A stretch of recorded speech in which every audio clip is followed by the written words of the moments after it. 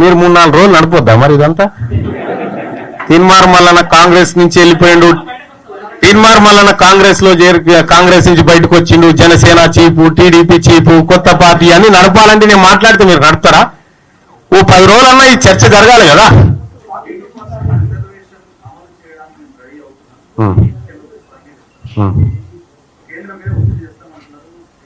ఒత్తిడి ఏం లేదు, ఎందుకంటే ఇప్పుడు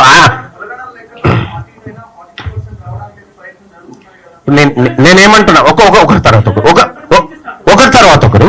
ఇప్పుడు నరేంద్ర మోడీ గారు నిధులు ఇవ్వడానికి సిద్ధంగా ఉన్నారు, ఆయనకు ప్రేమ ఉంది తెలంగాణ పట్ల అని రేవంత్ రెడ్డి గారు ఆయన మనసులో ఉన్నటువంటి మాటను తీసుకొచ్చి జనానికి చెప్పగలిగింది. అదే ప్రేమతోటి అదే ఆలోచనతోని వాళ్ళ 42% రిజర్వేషన్ కూడా ఆయన అమలు చేయిస్తాడు. ఆయన మీదనే ఉంది ఆ బాధ్యత.